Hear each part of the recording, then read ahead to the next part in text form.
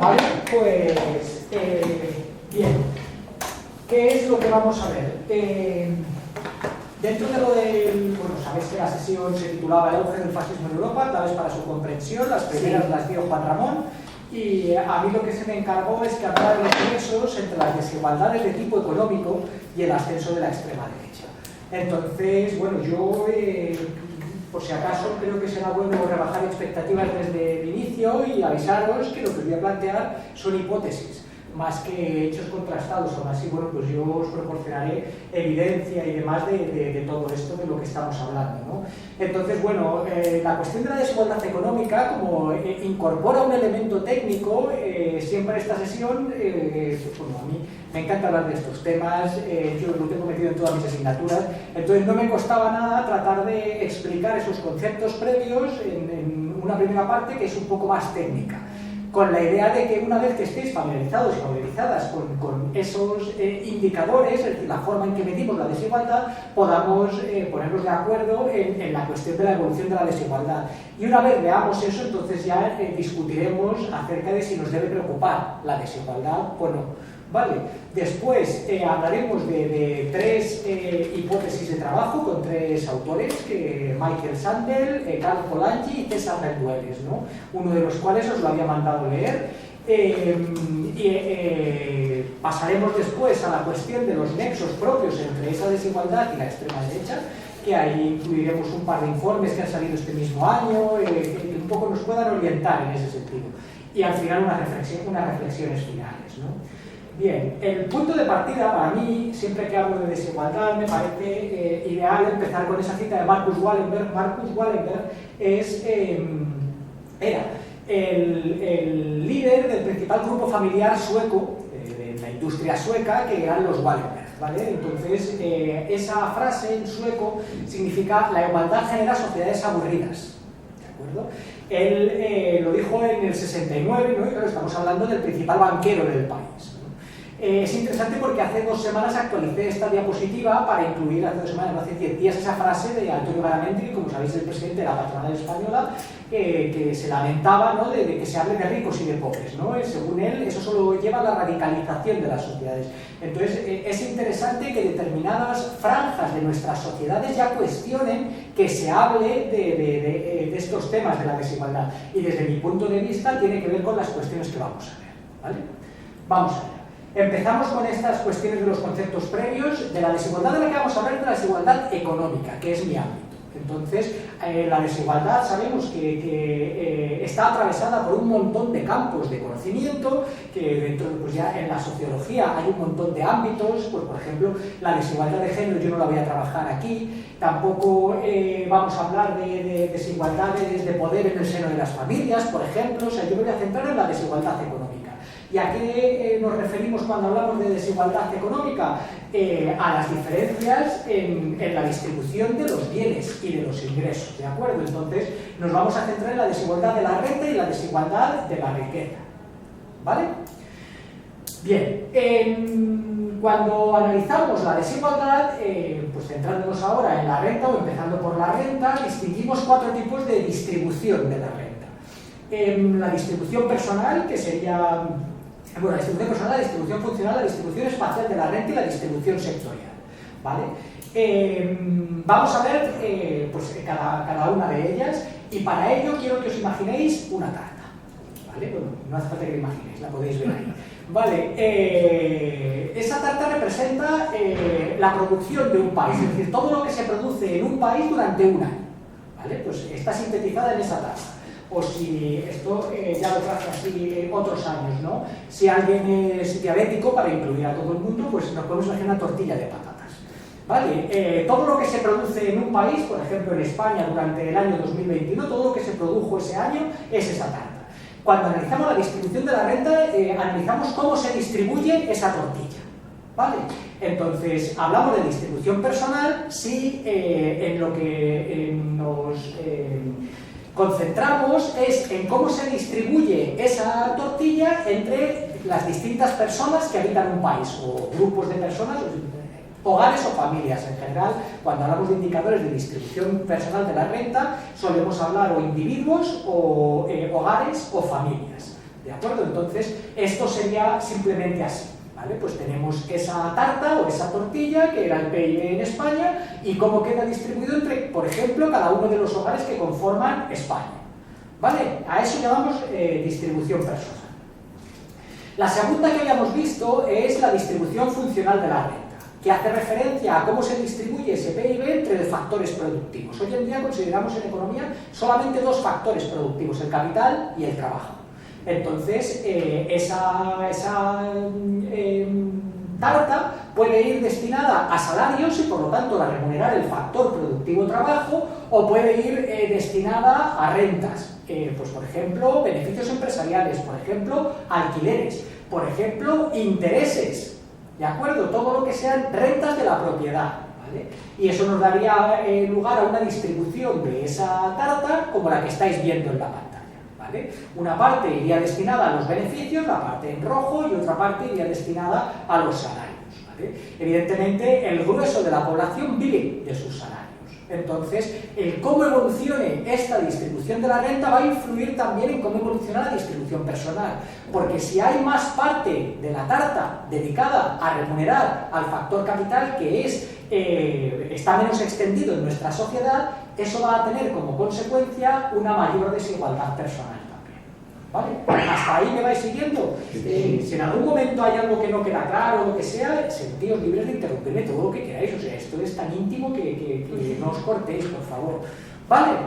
Bien, entonces, esa es la distribución funcional. Y la distribución personal y la distribución funcional son las dos más importantes, pero como es interesante que os explique todas, pues simplemente os comento que la espacial es cuando aludimos a un criterio geográfico. Cómo se distribuye esa tarta con un criterio geográfico, ¿no? Pues por ejemplo, entre las diferentes comunidades del país. Estos son datos reales de hace 3 años. El 19% de la tarta se la llevaba Madrid, el 19% Cataluña, el 13% Andalucía, etcétera, etcétera, etcétera. ¿De acuerdo? Evidentemente la distribución espacial de la renta puede ser pues la renta española, sería la tarta del PIB español entre distintas comunidades, pero podría ser entre las diferentes provincias, podría ser, si la tarta fuera el PIB de Castilla y León, cómo se distribuye entre los distintos municipios, comarcas, etcétera.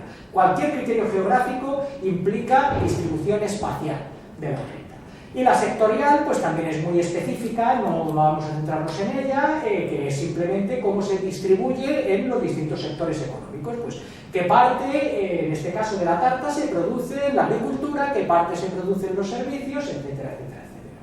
Por lo tanto, decíamos que tenemos 4 tipos de distribución de la renta, que vamos a ignorar la distribución sectorial de la renta, que vamos a ignorar la distribución espacial de la renta y nos vamos a centrar en las otras dos, que son las que más nos van a ayudar. Bien, vale, la renta decíamos que es el PIB. Entonces el siguiente concepto que necesito que entendamos son los percentiles. Un percentil, ya lo sabéis, que es cómo se distribuye una población en un porcentaje concreto, ¿no? Vamos a ver. Tengo en este momento, tienes otra que no se queda cerrada. Ah. Que me está abriendo cada 2x3. Gracias. Entonces, para entender esto, lo que hacemos es que cogemos el PIB y vemos cómo se distribuye, así, entre distintos grupos poblacionales. En este caso, hemos dividido la población en 5 grupos. Entonces, hablamos de quintiles, ¿vale? O sea, un 20% para... un 20% de la población más pobre estaría a la izquierda por convención, el 20% más rico estaría a la derecha. Ahí están todos sonrientes igualmente, ¿vale?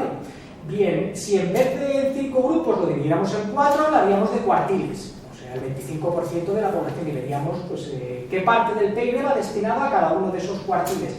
Y si cogiéramos 10 grupos, pues hablaríamos de deciles, ¿vale?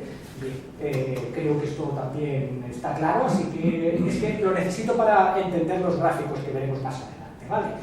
Después, otro concepto que es clave para entender la distribución de la renta es la curva de Lorenz. La curva de Lorenz se utiliza para analizar cómo se distribuye cualquier variable, pues puede ser pues la renta de un país, pero es que podría ser cualquier otra que queramos dividir en grupos, ¿de acuerdo? Pues en este caso, entre población, ¿no? Entonces lo que tenéis en el eje horizontal, el eje de abajo, ¿verdad?, es los porcentajes de población acumulados, ¿vale? Y en el eje vertical, ¿qué porcentaje de renta le corresponde a esos porcentajes de población? Esto lo trabajamos mucho en clase, lo hacemos en Excel, y es muy sencillo, ¿no? O sea, simplemente si uno tiene los datos, claro, es muy sencillo de hacer, porque lo que haces es ir representando gráficamente, ¿no?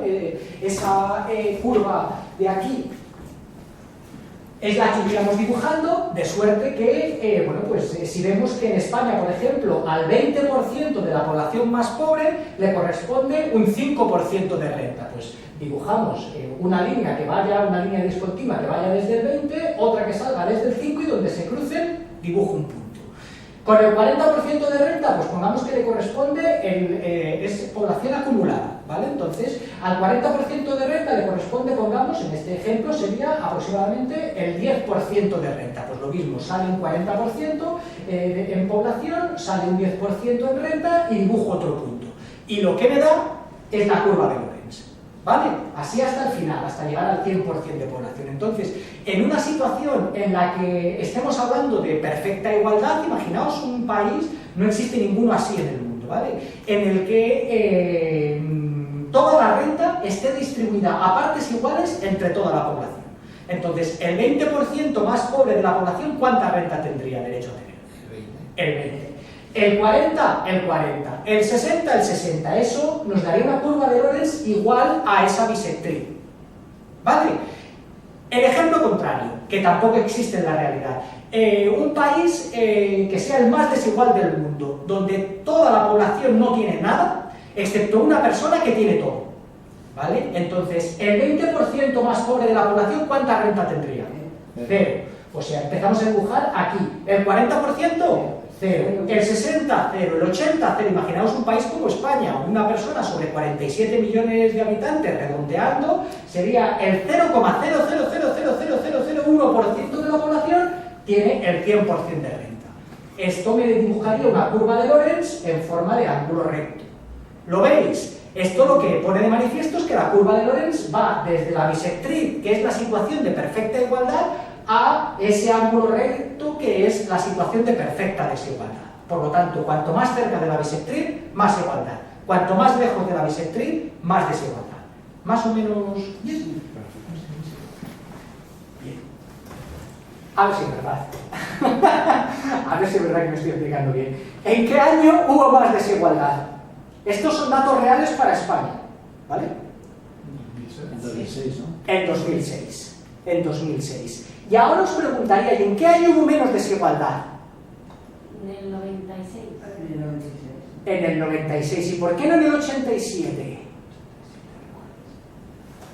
Esto es una peculiaridad de la curva de Lorenz. Y es que están solapados. se cruzan. Ahí está el 87. Para unos percentiles de renta fue más igualitario el 87. Para otros percentiles de renta el 96. Y para algún otro, porque por aquí también estaría un poco por encima el 90. ¿De acuerdo? Entonces, para solucionar esto, a partir de la curva de Lorenz, lo que hacemos es calcular el coeficiente, bueno, la solución, ya lo habéis dicho, ¿vale? Es calcular el coeficiente de Gini. El coeficiente de Gini se calcula así, es una integral de ese área, ¿vale? Entonces, como no vamos a hacer integrales aquí, tampoco las hago en mis clases, ¿vale? Lo que hacemos es calcularla geométricamente. Entonces, ¿qué es el coeficiente de Gini? Es llamamos G al área que hay entre la curva de Lorenz y la bisectriz, ¿vale? Y entonces lo que nos mide el coeficiente de Gini es lo que nos supone G respecto de lo que nos podría llegar a suponer, ¿vale? Si hubiera una situación de perfecta igualdad, ¿cómo hemos dicho qué forma hemos dicho que adoptaría la curva de Lorenz? La bisectriz, y por lo tanto G sería igual a 0. Entonces el coeficiente de Gini marca una situación de perfecta igualdad cuando es igual a 0, ¿vale?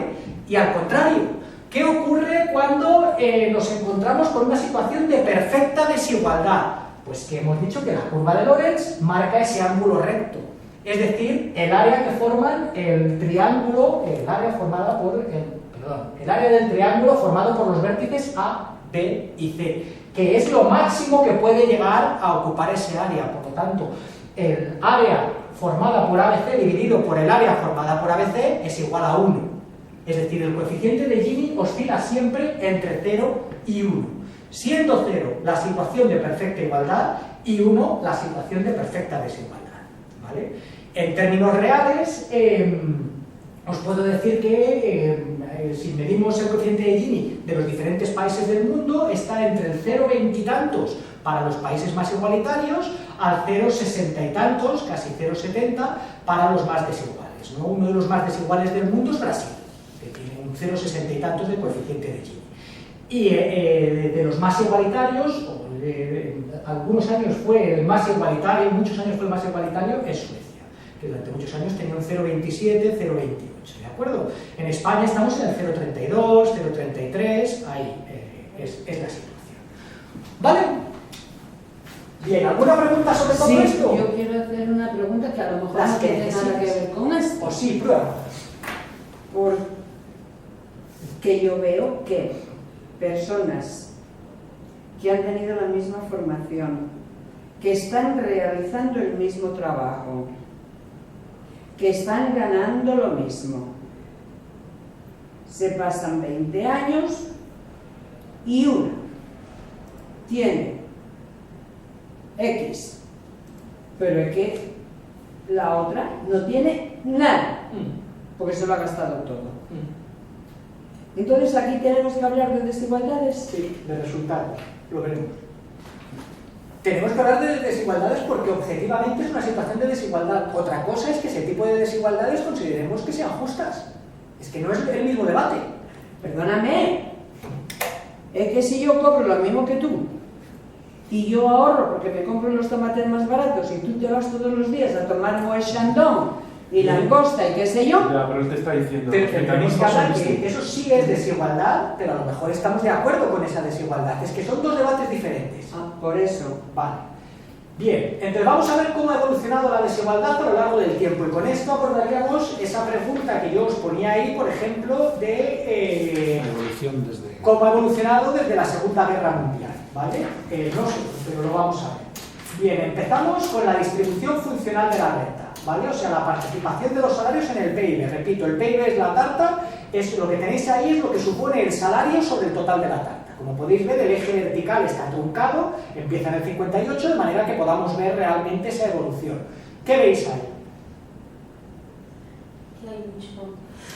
Oscilaciones, ¿vale? No son rectas continuas, pero hay una tendencia general, ¿no? A la disminución. A la disminución. Es decir, el peso de los salarios en la renta nacional ha caído tanto en España como en Estados Unidos como en la Unión Europea de los 15 desde los años 70 hasta la actualidad. España tiene unos buenos picos, ¿eh? Sí, o sea, hay oscilaciones, ¿eh? Pero eso también lo vemos así porque está hecho el zoom. Ah. Claro, de acuerdo. La cuestión ahí es que lo que vemos es que los salarios han perdido peso dentro del PIB. Y esto tenéis que tener en cuenta que ha tenido lugar al mismo tiempo que ocurrían dos cosas. Una, que aumentaban las tasas de asalarización en todos los países desarrollados, es decir, que cada vez había más asalariados, es decir, personas que vivían precisamente de su salario, y otra, que cada vez más lo que antes eran rentas del capital han pasado a ser rentas del trabajo. Me explico. Antes, muchos directivos de las empresas cobraban rentas del capital, pues por ejemplo se les daban acciones, se les daban un tipo de beneficios de ese tipo, ¿no? Pero cada vez más los ejecutivos de las empresas cobran salarios elevadísimos, pero salarios, es decir, que computan para eso. ¿De acuerdo? Computan ahí. Y aún así, a pesar de esas dos tendencias, los salarios van pesando cada vez menos dentro de la renta nacional de los países desarrollados. ¿Vale? Bien. Siguiente gráfico que os quiero mostrar. Esta es la participación, aquí ya pasamos, lo de antes era distribución funcional, esto es distribución personal de la renta. Lo que tenéis ahí es la participación del top 10, o sea, el 10% más rico de la población en los ingresos de cada uno de sus países o ámbitos regionales, ¿no? Entonces, la interpretación de este gráfico es como sigue, ¿no? El 10% más rico de la población europea se lleva el 37% de la renta total en Europa, ¿vale? En el caso de Oriente Medio, el 10% más rico de la población se lleva el 61% de la renta total del país. ¿Vale? Sí. Entre medias, pues ya veis, por ejemplo, en Estados Unidos y Canadá, el 10% más rico de la población se lleva casi la mitad de la renta total. ¿Vale? Esos son indicadores de desigualdad, por eso ese rollo de los percentiles y todo eso. Yo aquí es a donde yo quería llegar, pero necesitaba que entendiéramos lo otro primero. ¿Cómo ha evolucionado este indicador a lo largo del tiempo? Bueno, pues hay un economista francés que se ha hecho bastante popular en los últimos años, que lo tenéis abajo a la derecha, que se llama Thomas Piketty, que escribió en el libro que tenéis ahí citado, El Capital en el siglo XXI, es un libro bastante denso de leer, pero sumamente interesante si os interesa esta cuestión de la desigualdad. Lo que tenéis ahí es la parte de la renta que se lleva el 10% más rico de la población, ya sea de Europa o de Estados Unidos, entre 1900 y el año 2011. ¿Vale? ¿Qué veis ahí? Una disparidad. Pues cada vez que se llevan. Estas líneas han aumentado muchísimo frente al porcentaje de. La línea negra es Estados Unidos. La línea, bueno, los cuadrados negros es Estados Unidos. Los triángulos blancos es Europa. Lo que hablábamos antes, que después de la Segunda Guerra, en la Segunda Guerra Mundial bajó y luego tuvo un repico hacia arriba. Algo que comentaba Rendueles en el texto que os mandé leer, ¿de acuerdo? Pero es muy interesante. La Segunda Guerra Mundial va de 1939 a 1945. Fijaos, entre 1930 y 1940 hay ya un descenso brutal. casi antes de inglés. Nos encontramos con una etapa de una elevada desigualdad, luego una compresión de la desigualdad que dura hasta los años 70 y a partir de los 70 un aumento de la desigualdad. En los años 30 lo que asistimos es a un cambio en las políticas económicas. Es cuando el paradigma dominante en economía empieza a ser el keynesianismo. ¿De acuerdo? Y por lo tanto esa idea de que el sector público tiene que intervenir, entre otras cuestiones, para reducir las desigualdades. Hablamos de un periodo en el que los tipos impositivos marginales del IRPF ascendieron en Estados Unidos al 95%, que estaba por encima del Reino Unido y de Suecia. ¿Vale? Lo que pasa es que los tipos efectivos, o sea, lo que realmente pagaban, era mucho más bajo en Estados Unidos que en Reino Unido y en Suecia. ¿Vale? Pero eso tiene que ver con los agujeros fiscales que hay en Estados Unidos, ¿no? Bien, me estoy yendo por las ramas. Vale, entonces, ¿qué me interesa de este gráfico? Bueno, pues desde luego podemos ver que en 1900, en Europa, el 10% más rico se llevaba el 46% de la renta total, mientras que en Estados Unidos el 10% más rico se llevaba el 41% de la renta total. ¿Vale? En Europa ya no hemos vuelto a esos niveles de desigualdad, pero aún así, en el año 2011, que es cuando él cierra su investigación, la parte empírica de su investigación, el 10% más rico de los europeos se llevaba el 34% de la renta total, ¿vale? Que no está mal. En el caso de Estados Unidos, el 10% más rico de la población se llevaba alrededor del 48% de la renta total. ¿Vale? Bien. ¿Es esto exclusivo de las regiones más ricas del mundo? Pues no. Ahí tenéis otro gráfico, en este caso es el 1% más rico, ¿vale? A la izquierda Estados Unidos, Japón y Francia, este es un gráfico del Banco Mundial, y a la derecha tenéis a Sudáfrica, Argentina, India, República de Corea y Taiwán. Vale, entonces ahí podéis ver que en el caso de los países más avanzados volvemos a observar esa misma tendencia que nos contaba Rendueles, ¿verdad? Como hay un descenso de la desigualdad que sitúa después de la Segunda Guerra Mundial, pero bueno, años 30-40 hasta los años 70, y después un ascenso de la desigualdad otra vez. Pero en Estados Unidos, sobre todo. En Estados Unidos, aquí también, lo que pasa es que el caso el caso de Estados Unidos es tan abultado que nos impide hacer zoom ahí, claro. Pero vamos, estamos hablando de que el 1% más rico de la población de Japón o de Francia se lleva el 8 o el 9% de la renta del país, ¿eh? Y en el caso de Estados Unidos se lleva alrededor del 18. ¿Vale? Sí, pero no le llega a lo de Japón y Francia. No, por supuesto, porque son estructuras institucionales diferentes. Ya. ¿De acuerdo? En el caso de los países menos desarrollados, con lo que nos encontramos es con esto que veis ahí, ¿no? Lo mismo es lo que obtiene el 1% más rico, ¿no? Vemos que no tenemos la capacidad, no tenemos los datos para llevarlo tan atrás, el Banco Mundial carece de esos datos, pero bueno, podemos ver, pues desde luego, los países más desiguales de esta muestra. Tenemos a Sudáfrica, donde el 1% llegó a tener el 20% de la renta total del país. Sudáfrica es, junto con Brasil, como bien sabéis, uno de los países más desiguales del mundo, ¿no? En Argentina tampoco iba muy a la zaga, ¿eh? Y luego, bueno, pues en los países asiáticos sí que hay un poco menos desigualdad que en Sudamérica, en estos que hay aquí, pero también es una desigualdad más grande que la de Francia o Japón, pero menor que la de Estados Unidos. ¿Vale? Bien, si queremos ver cómo se reparte esto geográficamente, ahí lo que tenéis es, bueno, pues en el eje horizontal, abajo, son los percentiles de renta, ¿vale? Y las áreas de colores lo que nos indica es dónde están. Entonces os enseño a interpretar bien este gráfico, ¿no? Esto lo que nos dice es que la parte de población que está en el percentil 99.99 y entre el percentil 99.99 y el 99.999 es principalmente estadounidense, de Estados Unidos y de Canadá. Es decir, más, bueno, en torno a un tercio de los ricos de todo el mundo, de los más ricos de todo el mundo, están en Estados Unidos y Canadá, ¿vale? Si cogiéramos el décimo decil, es más, como podéis ver, el color azul es dominante, ¿vale? El décimo decil es el decil más rico y sería todo esto, ¿vale?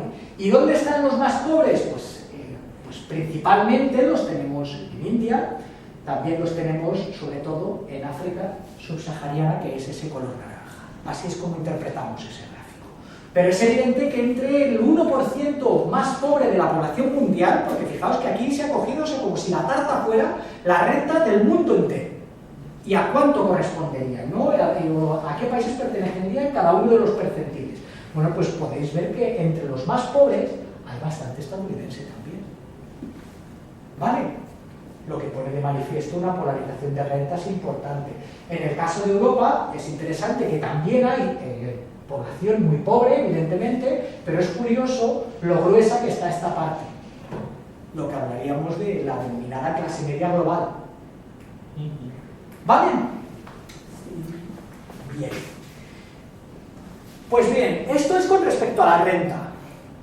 La riqueza, ¿qué os parece? Que estaría, bueno, sabemos diferenciar entre renta y riqueza, ¿no? O sea, la riqueza es la acumulación de renta, ¿vale? O sea, sería la acumulación histórica de la renta, ¿verdad? Entonces, pues a medida que uno va teniendo renta, pues por ejemplo, va comprándose, pues por ejemplo, un piso, y eso es riqueza, ¿vale?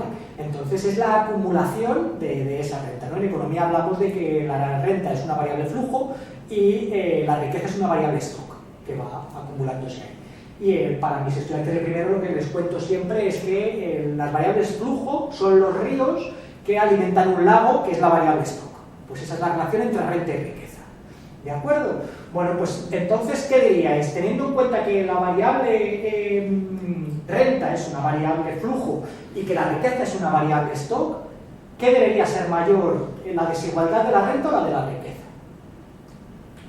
La riqueza. La de la riqueza, porque se acumulan las desigualdades previas. Así es. Credit Suisse saca todos los años de Global Wealth Report. Este lo saca en los meses de octubre. Este es el último, este es de hace una semana y media. ¿De acuerdo? Entonces, ahí tenéis la pirámide global de la riqueza, ¿no? Entonces, para que lo veáis, a la izquierda tenéis los niveles de patrimonio, ¿vale? En inglés wealth ya sabéis que es riqueza y también patrimonio, ¿no? Entonces el triángulo de arriba marca los que tienen un patrimonio mayor a $1 millón, ¿vale? Y en concreto nos encontramos con que 62.500 personas, que son el 1,2% de la población mundial, tienen el 47,8% del patrimonio global, de la riqueza de todo el mundo. Perdona, repite esto otra vez que lo vuelvo a oír, porque a mí me está pareciendo música celestial. 62.500 personas tienen el... No, lo de $1 millón. Más de 1 millón de dólares. Sí, el triángulo de arriba triángulo marca la izquierda, parte de izquierda. población que tiene de patrimonio Más de $1 millón. ¿Y eso es tanto? Sí. ¿1 millón de dólares? Piensa a escala mundial. ¿Tú crees que de los 7.000 millones de habitantes que hay en este mundo, cuántos crees que tienen un patrimonio superior a 1 millón? Yo no lo tengo. Vale, pero... Ni ahora No, ni pero en España. escúchame. Es que para mí $1 millón de dólares no me parece una fortuna de Dios sabe qué. Pues sabéis que Credit Suisse es un banco suizo que además está especializado en banca privada, es decir, es banca de ricos. Entonces de esto controla. Y lo que sostienen es que en esa categoría hay 62.500 personas en todo el mundo. Son pocas. Son muy Me parecen muy pocas. Muy pocas. Porque, perdóname, hablemos simplemente de estas casas de superlujo que valen 1.800.000, Pues están aquí. 900.000 euros. Están aquí. Pero no están en 62,5. África. No. están en... 62,5 millones. ¡Ah! Perdón. ¡Ostras! ¿Cómo, Vale, cómo, vale, vale. cómo, 62 millones de personas. Millones de Es que- personas. Perdón. Sí, es que era demasiado pocas. 62.000. Claro, bueno, 62 62 millones de personas del mundo, 62 millones, tienen más de 1 millón de dólares. Sí que eso cuadra con que sea el 1,2% de la población mundial. Es que yo por eso cuando han Perdón, dicho perdón, eso, perdón. vale, que estás perdonado. Gracias. Pero cuando me han dicho no trabajes, digo, pero bueno, si es que, pues si es que ya un piso de superlujo en Madrid ya te vale $1 millón de dólares. 62 millones y medio. Claro. Pues bien, esos 62 millones y medio, que son el 1,2% de la población mundial, tienen casi la mitad de la riqueza de todo el mundo. ¿Vale? O sea, el 47,8% de la riqueza total. Claro, pero de esos 62 millones, habrá muchísimos que tienen el millón. ¿Y cuántos quedan que lleguen a los cientos y a los miles de millones? Claro. Esa es mi pregunta. Sí, no. Ahí tendríamos que meternos no ya en el 1,2% más rico de la población mundial, sino en el 0,0001% de la población mundial. Ahí voy. Iremos a esto también. Vale. ¿Y qué pasa en España? ¿Cuál es la situación en España? Bueno, pues ahí tenéis la comparación de los, en este caso, un índice de Gini es el coeficiente Gini multiplicado por 100, es decir, donde antes os dije 0,33, ahí lo tenéis 33, ¿vale? Que es como lo mide Eurostat, ¿vale? Entonces, ¿qué es lo que veis ahí? ¿Cómo nos comparamos en términos de desigualdad con los países de nuestro entorno? Más desiguales. Las iguales. Exactamente. España tiene una desigualdad que es mayor que la de la Unión Europea de los 15 cuando existió y que la zona euro o que la actual Unión Europea, la de los 27 países, ¿vale? La media es menor que la desigualdad en España. Es más, si queremos evitar las medias, sí os puedo contar que el último dato, que es de 2021, pone de manifiesto que España es el quinto país más desigual de los 27 países de la Unión Europea. Tiene el quinto coeficiente de Gini más elevado de los 27 países de la Unión Europea. Más desiguales que España dentro de la Unión Europea de los 27 solo son Bulgaria, Rumanía, Letonia y Lituania. Vale.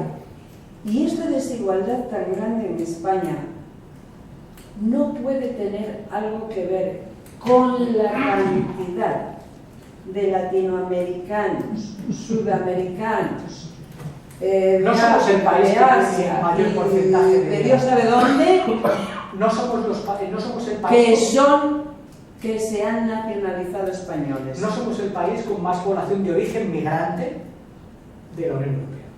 Así que mi respuesta es no.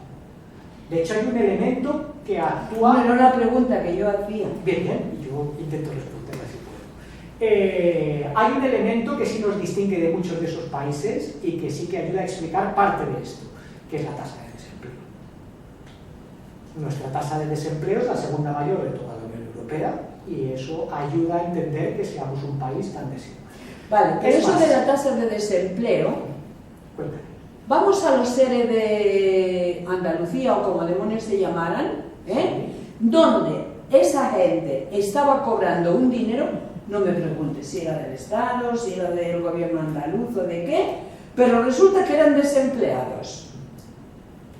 Sí.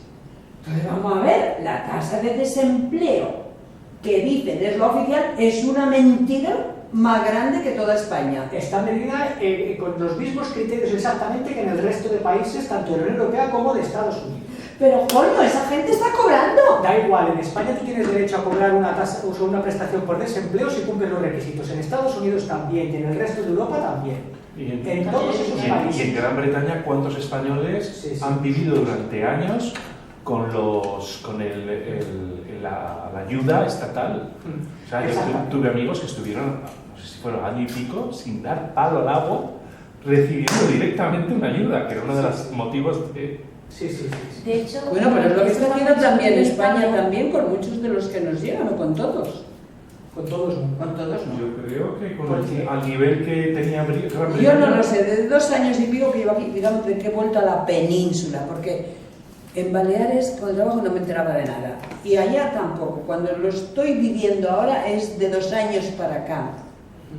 Por eso soy tan ignorante en estos temas. Esto es un tema que está muy discutido en Italia, por ejemplo, porque lo que genera es mucha demanda de empleo, poca respuesta y mucho más dinero, porque hay, pues, sí, la renta por el ser de italiano, tú puedes recibir un dinero si no trabajas. Bueno, si no trabajas, no, tú por derecho, si no estás trabajando, sí, te dan un dinero. El problema es que mucha gente ni busca el trabajo, y porque ya le dan mínimo 60 y pico de euros. Pero lo mismo pasa en España. A mí no me lo dan el dinero. Yo, por ejemplo, trabajo los fines de semana porque si no, no me puedo mantener. Y como no está, no puedo trabajar durante la semana. Pero a mí no me han dado nada y no me continúan sin La mayoría nada. de los extranjeros no les dan. No dan nada, ¿eh? A no ser que tenía minoritaria. Y yo no hago parte de esta etnia. Por ejemplo, si eres gitano, o si, yo qué sé, no sé, la primera cosa que me viene es, por ejemplo, si eres gitano, sí que te dan una renta. O si, yo qué sé, si tienes muchos hijos y no trabajan, sí que te dan una renta. Pero yo, por ejemplo, estando sola, no teniendo hijos, a mí no me dan nada. Pero esas rentas A mí además tampoco me dieron nunca son de nada. 440 euros. Perdona, O sea, a mí no me dieron no es nada. un desincentivo muy grande a trabajar, ¿eh? Claro. Porque... Sí, porque estás colgado. Con 440 euros estás 440 euros. colgadísimo. Oye, No sé por qué pasa. a ver, y me queréis decir a mí, con 619 euros que me pagan de esto, me han mandado una carta de que me Pero van tú a cobras quitar. 2.000 euros de la pensión. Pero qué de coño, porque me fui allí porque me casé con aquel americano. ¿Pero qué tiene que ver eso para que respeten mis derechos de ciudadana española, de lo que yo trabajé y de lo que yo coticé? Vale. Pensé Hay que- ayudas en España. No. Perdona, yo pagué durante 22 años, porque como era autónoma, yo los inviernos no me quedaba en la isla porque no me interesaban económicamente. Entonces me venía a Es la decir, tú península. cotizaste menos Si cuando yo- trabajabas a lo mínimo y ahora te pagan a lo mínimo en la pensión. Vale, pero yo no me quejo de la pensión. De lo que yo me quejo es de que cada año, desde el 2020 Te pagan hasta menos. que me muera, de momento me siguen pagando igual. Ah. Pero me han dicho que me van a quitar 5.000 y no sé cuántos euros al año. Con lo cual van a reducir mi pensión a 170 euros al mes. Pero un momentito. Porque estoy cobrando la pensión Eso de es, mi marido. Porque en España, como en la mayor parte de los países, uno paga IRPF en el país donde vive más de la mitad del año por todas las rentas que cobra. Perdona, yo estoy Incluyendo las viviendo ahora, tengo la residencia fiscal aquí. Por eso. La cambié Entonces- antes de venir. Entonces, tú tienes que pagar impuestos según la legislación por todos los ingresos que obtengas. Por tu Escúcheme, caballero, yo cada año, y gracias a mí desde que estoy aquí, la declaración del 2020, porque me vine en el mes de febrero del 2020, pero cuando había venido en verano en 2019, ya me di de alta de residencia fiscal en España a raíz del 2020, ¿vale? Entonces, esa declaración me la hizo, yo qué sé, el de la banca privada o esas gaitas que no me gustan nada, lo detesto. La desde 2021 también, que encima me hizo la declaración de patrimonio que no tenía que haberla hecha. He pedido la devolución y me han dicho que gaitas, que lo tienen ellos y que no me devuelven nada. este año me fui a Hacienda. O sea, estamos en el 2022, hablamos de la declaración de 2021. Los únicos ingresos que yo tenía eran la pensión de aquí y la pensión que me llega de Estados Unidos. Porque la que me llega de Inglaterra a Estados Unidos, esa nunca la he declarado en ningún sitio, porque mi marido nunca la declaró, que total son 200 o 300 dólares. Vale, yo declaro en Hacienda, que yo me sorprendí cuando fui este año a hacer la declaración del 2021, ellos me apuntaban nada más la pensión de aquí, pues como intereses antes tenía, pero como ahora pagan cero, pues no tengo nada. Entonces, digo, bueno, y la pensión de Estados Unidos dice, aquí no me sale. Digo, pues fíjate qué honesta soy, que te voy a decir, te muestro el papel que ellos me han mandado, pero como esto lo tienes que traducir a euros, pues ya te lo voy a dar yo, porque sumaba cada mes, según fuera el dólar y el euro, pues lo sumé todo y así se lo llevé. Yo estoy pagando impuestos por la pensión que cobro aquí y por la pensión que me llega de Estados Unidos. Pero tú me estás escuchando a mí también, porque lo que te digo es que es lo normal. Pero que escúchame, pero que es normal. De hecho, fui yo la que le dije a la chica, digo, oye, que tengo esta pensión de Estados Unidos. Bueno, entonces, si yo estoy pagando impuestos sobre esas dos pensiones, ¿por qué este gobierno me quiere quitar cada año desde el 2020, cuando regresé, 5.000 y pico euros? Tendría que ver tu declaración, yo no sé si quieras, si te lo sabía. Y yo les he dicho, señores, si yo les pago impuestos sobre esto... Les queda un año y poco, no te preocupes, les queda poco, no te preocupes. Vale, vamos a seguir. Bueno, pero es que es parte también de los rollos estos, joder, porque esto de los ricos y los pobres, los que se guardan el dinero debajo del ladrillo, los que no declaran las fincas que tenían... Vamos a seguir, porque ahí lo que podéis ver es un incremento de la desigualdad en España desde el estallido de la crisis, ¿verdad? De hecho, ahí tenéis un gráfico que pone de manifiesto algo que desde mi punto de vista es bastante interesante. Es un gráfico complicado de entender porque es un gráfico de dispersión, por lo tanto con dos variables, una por eje, ¿vale? Pero lo que tenéis es cuanto más a la derecha, mayor desigualdad en el último año de la muestra, o sea, el 2014. Entonces lo que podéis ver es que el país más desigual de esa muestra es Letonia, ¿vale? Lo ve todo el mundo porque es el que está más a la derecha. Y lo otro que podéis ver ahí es que cuanto más arriba, más aumentó la desigualdad entre el año 2007 y 2014. Por lo tanto, ¿en qué país aumentó la desigualdad en mayor medida entre 2007 y 2014? En España. Nosotros, exacto. Bueno, pues los factores que lo explican es, en primer lugar, el aumento del desempleo. Entre 2007 y en concreto entre 2008 Las trampas. y 2014 aumentaron en más de 3 millones de desempleados nuestra tasa de desempleo. ¿Y qué pasa con esos desempleados que muchos de ellos están trabajando y cobrando en negro? A ver, Julia, por una cosa, favor. Hombre, es que son verdades. Sí, Julia, pero que esto es una clase, no es una zona, Julia, no es un elemento de... Sí, vamos a ver si lo entendemos. Imagínate que tú estás cobrando 1.500 euros de salario y pasas a cobrar el desempleo. Pregunta en España, ¿crees que vas a cobrar 1.500 euros de salario o menos?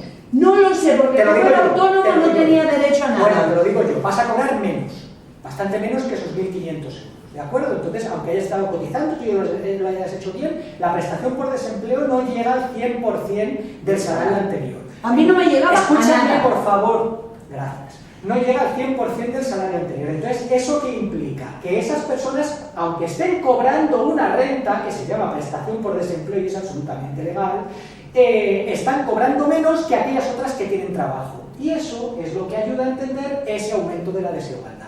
Es uno de los factores que nos ayuda a entender. ¿Vale? Pero lo que yo vuelvo a decir, que no es una realidad práctica, es Pues teórica. te equivocas, Julia. Te equivocas. No. Sí. Y te puedo dar los datos si quieres. Bueno, para ti lo que tú quieras. Pero Bueno, pero todos los datos son esos, hay que aceptar esos datos. Bueno, pero es que una cosa es lo que me digan los datos y otra cosa es lo que vivimos en la vida No, pero real. ya, pero Julia, es lo que tú vives y hay otros... No, Por eso lo los que yo datos- vivo, lo que viven los otros No, y lo que yo veo. Pero ahí están los Es que hay datos. mucha realidad Cuidado que con los no datos. podemos ver claramente, porque no la estamos viviendo nosotros. Segundo elemento. Segundo elemento. El proceso de devaluación interna, las políticas de austeridad. Las políticas de austeridad lo que hicieron fue restar protección social a nuestro estado de bienestar. El resultado es que pues personas que necesitaban de esa protección social ganaban menos que cuando estaban protegidos, ¿de acuerdo? Por ese sistema. No sé si me estoy explicando. Sí. Vale, entonces esas políticas de austeridad también contribuyeron al incremento de la desigualdad. Tercer elemento un poco más complicado de entender, el efecto propiedad inmobiliaria. ¿Vale? Una vez que llega la crisis hay pues varios millones de personas, varios cientos de miles de personas que se encuentran en una situación de que no son capaces de seguir pagando la hipoteca que tenían, ¿no? Entonces el resultado de todo eso fue que la propiedad inmobiliaria quedó más concentrada. Entonces, si nos vamos a ese gráfico que os ponía en su momento, hace varias diapositivas de la distribución funcional, el resultado es que las rentas de la propiedad inmobiliaria, que ya están en pocas manos, estuvieron aún más concentradas, ¿vale? Y entonces el resultado es que esa gente tenía que vivir en algún lado. Tienes que, en España, a diferencia de Estados Unidos, no hay dación en pago. Entonces tú no puedes continuar pagando la hipoteca, pero si tú le das el piso al banco, tienes que seguir pagando la deuda que tienes con el banco. Entonces, y además tienes que buscarte un lugar para vivir. Entonces, ¿Cómo? Explícame esto. Si tú, a ver, en Estados Unidos, una de las cosas que explica el estallido de la burbuja inmobiliaria es la existencia de la dación en pago. La dación en pago lo que consistía es que cuando tú habías perdido el trabajo y dejabas de poder pagar la hipoteca, le decías al banco, bueno, pues yo te doy el piso que me había comprado con tu dinero, con la hipoteca, y saldamos la deuda. Y me libero. Eso es, y ya está. Aquí en España eso Y no lo que existe. había pagado lo perdía. Eso por supuesto. Pero aquí en España eso no Ni existe. siquiera eso. Aquí en España tú dejas de pagar la hipoteca, como ocurrió en 2008, el banco se queda con tu piso, pero sigues debiendo la hipoteca ¡Anda! entera. Esto Sí, es un bueno, poco- entera Esto yo no lo sabía. Ese piso No. tiene un valor Eso. Lo que sí sabía- parcialmente Exacto. en La deuda. en la deuda y tú te quedas con el resto. Exacto. Claro, normalmente eso se subasta, el piso se subasta y te dan mucho menos dinero a lo mejor de lo que tú ya has aportado. Sobre todo porque tenéis que tener en cuenta que los precios de las viviendas cayeron en cuanto estalló la burbuja inmobiliaria, es decir, entre 2008 y 2010 cayeron una barbaridad. Gente Es sin que- casa pero con deuda. Exacto. Entonces eso O sea, también... encima lo que has pagado, Eso ha pasado en España. te quedas sin casa Sí. y encima sigues debiéndole al banco. eso sí. Y estás obligada a pagar Claro. ese dinero al banco. Bueno, Eso es. ¿Conoces a alguien? no. Bueno, pues lo hay. Pues lo hay. Lo que son los datos, Julia. ¡Alucino! Lo que son los datos, Julia. Pues, Pues mira, eso ayudó a comentar... escucha, en Estados Unidos no es así. Lo sé, ya lo dije. Sí, Es se lo acabo de que- decir. Se lo acabo de explicar. nos Te ha costado 1 millón el piso, Sí, sí. o medio millón como pasó en el caso del que yo conozco, porque lo compré yo. De medio millón debía 137.000 y el banco se lo quitó. Entonces, Sí. eso es lo que ayuda a entender que aquí aumentara la desigualdad más de lo que lo hizo en otros países. Pero insisto, la primera razón es el aumento de la tasa de desempleo. Oh, bárbaro. Bien. Yo estoy alucinada de esas de las hipotecas. Ahí tenéis indicadores sobre la distribución de la riqueza en España, ¿vale? En este caso lo que tenéis son cuartiles, que os recuerdo que son 25% de la población. Este es el 25% más pobre de la población española, el 25% siguiente, el 25% siguiente, y lo que hacemos es un zoom en los más ricos, por lo que tú decías, porque es la única manera de ver realmente la distribución de la renta y la riqueza. Entonces, ese 25% sería aquí el 15% y aquí el 10%. ¿Vale? Entonces, lo que pone de manifiesto este gráfico, que está hecho con los datos de la encuesta financiera de las familias del Banco de España, es que entre el año 2002 y el año 2017, el 50% de la población española vio como su riqueza patrimonial, como su patrimonio caía. ¿Vale? En el caso del cuartil más pobre, Porque caía bajaban los del pisos todo. de precio. Pues por todo, porque caían los pisos de precio, porque quienes tenían ahorro en los bancos lo habían perdido para poder seguir viviendo cuando se quedaban en Porque hay desempleo. más desempleo. todo. Estos son todas las fuentes de patrimonio, las fuentes de riqueza. Entonces está la vivienda, evidentemente, están las acciones, están los depósitos bancarios, pero bueno, las acciones en concreto están muy concentradas siempre en la parte superior de la distribución. Pero los depósitos bancarios sí que estaban aquí, ¿no? Entonces, Sí. el patrimonio medio... Sí, pero los depósitos bancarios no los pierdes, perdona que te diga. No, claro. El patrimonio medio del año 2002 del 25% más pobre de la población española era de 16.964 euros, incluyendo todo. Vivienda, depósitos bancarios, cuentas de ahorro, todo. ¿De acuerdo? En el año 2017 era de menos 200 euros. Porque esto es patrimonio neto. Es los activos menos las deudas. ¿Vale? En el caso del siguiente cuartil era de 91.231 y pasó a ser de 71.700. Es decir, el 50% más pobre del país, medio país, vio cómo su patrimonio descendía en esos 15 años. ¿Vale? Luego, el 50%, bueno, el 25% restante vio cómo se estancaba. Es decir, el 75% de la población española en esos 15 años vio cómo su patrimonio se estancaba o disminuía. ¿Y para quién aumentó? Para el 25% más rico de la población. Para el siguiente 15% subió un 15%. Es una ¿Los casualidad. funcionarios en qué clase? ¿Más 0,6 o más? Intermedios. Los intermedios. funcionarios, Ahí donde los hogares intermedios. los funcionarios depende, claro, porque hay funcionarios que pueden estar... Depende de la categoría que tengan. Lo que pasa es que no son mayoría ni muchísimo menos, ¿eh? Pero bueno, la mayoría estarían ahí. También hay funcionarios aquí, ¿eh? En lo que llamamos hogares pobres, pero porque estamos hablando de un cuartil que, o sea, el 25% más pobre está aquí. Aquí es más difícil encontrar un funcionario, ¿eh? Pero ahí no, porque esto sería clase media-baja. Esto es clase media-baja, esto es clase media-alta y eso es clase alta, si nos ponemos en esos términos sociológicos. ¿Vale? Entonces, esa sería la distribución de la riqueza. Los muy ricos. Ellos, la crisis nunca pasa con ellos. Es así, entiendo. No, pasa, claro que pasa, pero... Bueno, eso es... Bien visto. Bien ¿Quién es visto. favorable para Vas eso? a favor de ellos porque los ricos se hacen más ricos. Exacto. Bien. Lo siguiente que quería traeros aquí es la discusión de si nos debe preocupar la desigualdad. O sea, hasta ahora hemos visto, bueno, pues cómo medimos la desigualdad, hemos visto indicadores de desigualdad, cómo ha evolucionado la desigualdad, y lo siguiente es si nos debe preocupar la desigualdad, ¿no? Pues Entonces, sí. aquí nos encontramos con distintos autores que consideran que no nos debe preocupar la desigualdad. ¿Por qué? Pues por ejemplo porque la desigualdad es el resultado del diferente esfuerzo, ¿no? De los méritos que han ido adquiriendo las distintas personas. Hay otros que consideran que la desigualdad no nos debe preocupar porque puede ser útil para que la gente se esfuerce más. Si la gente se esfuerza más, el resultado es que la economía va a crecer más porque hacemos un sistema económico más eficiente. Entonces la desigualdad desde esa perspectiva sería positiva para la economía. Hay otros autores que consideran que sí que nos debe preocupar la desigualdad, ¿no? Entonces, algunos de ellos entrarían dentro de lo que denominamos el enfoque intrínseco de la desigualdad, que sostienen que la desigualdad es mala en sí misma. Pues, por ejemplo, Amartya Sen, recibió el denominado Premio Nobel de Economía en su día, sostenía que la desigualdad atenta contra la dignidad humana, es decir, es mala en sí misma por eso, porque vulnera la dignidad humana. Hay otros autores y autoras que defienden que la desigualdad nos debe preocupar por lo que conlleva, por lo que lleva aparejada, ¿no? Pues por ejemplo, donde hay más desigualdad hay más criminalidad, y como no queremos criminalidad, si queremos evitar la criminalidad, reduzcamos la desigualdad.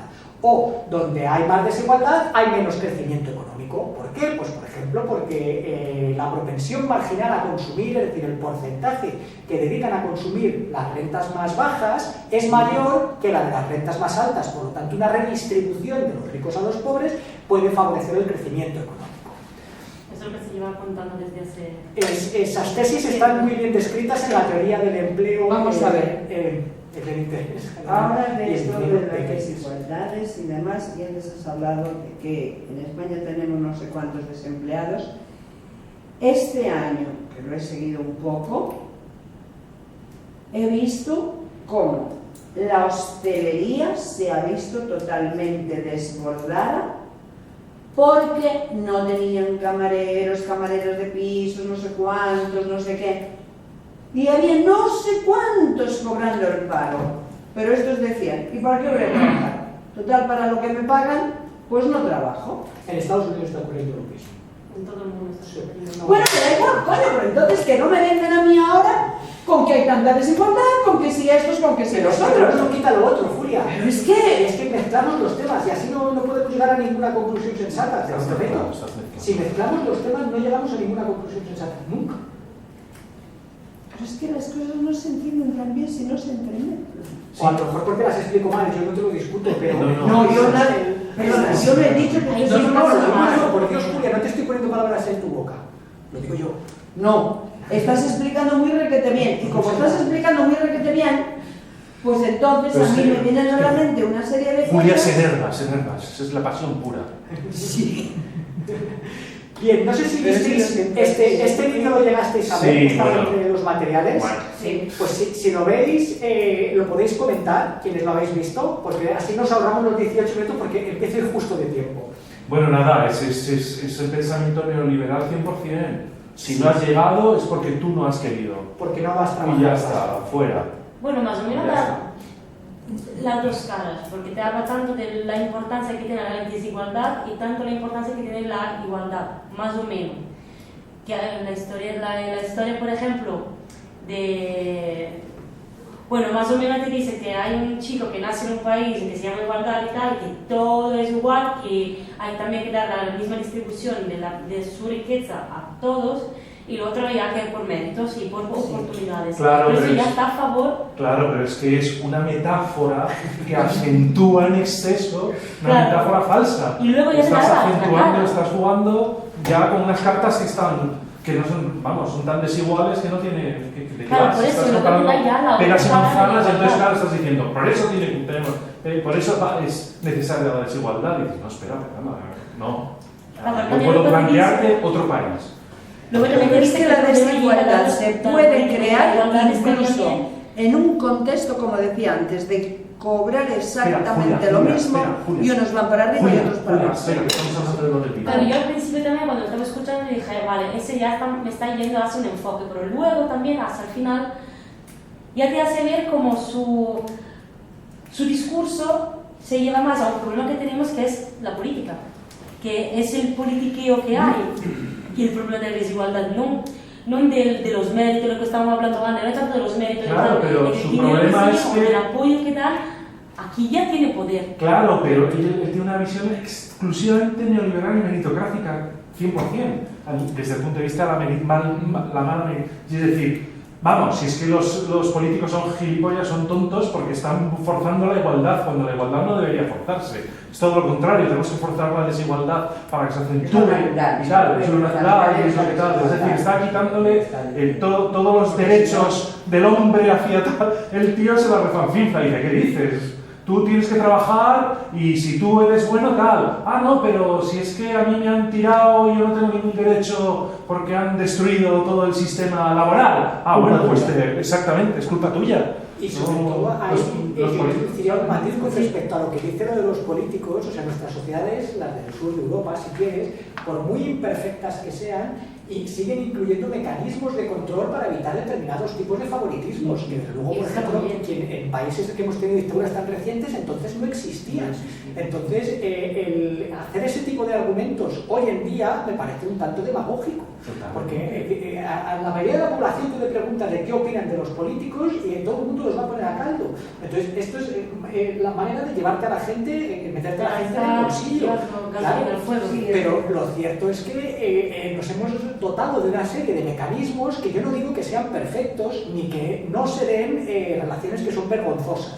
De acuerdo, pero desde luego pensar que la desigualdad viene solo de ahí me parece que es un salto, una pirueta de después de todos los datos que hemos visto, que luego me parece que es necesario matizar. Me pareció una salvajada cuando Pues lo vi, digo, si lo habéis visto, Muy bien, entonces, Karina. vamos a pasar, si queréis, a este otro que este no os lo puse. No. Es que vamos a perder tiempo y... Que nos tenemos que ir a los ¿Este de quién es? Vale. ¿Este también es un TED? Sí. ¿Este también es? Uy, Un TED. es que Ah, ya. no me está dejando poneroslo desde aquí. Ahora, a ver, sí. ahora Bueno, sí. yo soy un TED. Ahí, creo que muy bien. Yo soy Bueno, ahí, a ese tamaño lo veis bien también, ¿no? ¿Cómo se llama? Sí, sí. Solo buscamos.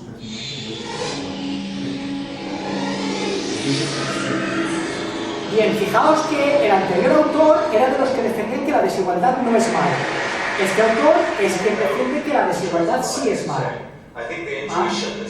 ¿No lo estáis viendo? No. Mis disculpas, ¿eh? No. Ahora sí. No, es que cuando entro aquí no me deja, y si voy a ver en YouTube. Si quieres avanza, porque yo mi sugerencia es que lo podemos ver nosotros. Por nuestra cuenta. Porque avances tú. Os doy los con el tema. argumentos y ya está. Vale, de hecho sus argumentos los he traído también en las... Pero no lo tenemos ese. No, pero os lo mando. No, pero lo buscamos. No, yo os lo mando, no hay problema. vale. Este señor Richard Wilkinson. Wilkinson, junto con su coautora, Piquet, escribieron en el año 2010 The Spirit, perdón, en el año 2009 The Spirit Level, que se publicó en el año 2010 en castellano, que no recuerdo el título, pero es un libro muy interesante acerca de la desigualdad. Lo que les preocupaba a estos dos autores es ver qué ocurre, qué efectos puede tener, bueno, miento, lo que les preocupaba a estos dos autores es ver cómo podemos explicar las diferencias que hay entre los distintos países en una serie de indicadores que son indicativos, valga la redundancia, del bienestar social, ¿no? Entonces crearon un indicador compuesto que se llama Índice de Problemas Sociales y de Salud. Ese indicador contenía la esperanza de vida, contenía un indicador sobre alfabetización y matemáticas, otro sobre mortalidad infantil, otro sobre homicidios, otro sobre tasas de personas en prisión, embarazos adolescentes, confianza, obesidad, enfermedades mentales, incluyendo la adicción al alcohol y las drogas y la movilidad social. Entonces, con lo que se encuentran cuando se enfrentan con los datos es que si comparamos ese índice, ese indicador, con la renta nacional, es decir, con los ricos que son los países, no hay una relación que sea perfecta.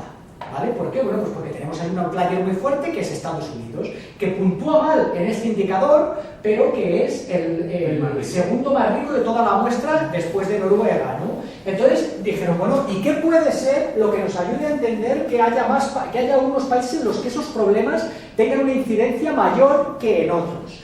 Y con lo que se encuentran es con lo siguiente: si la variable explicativa,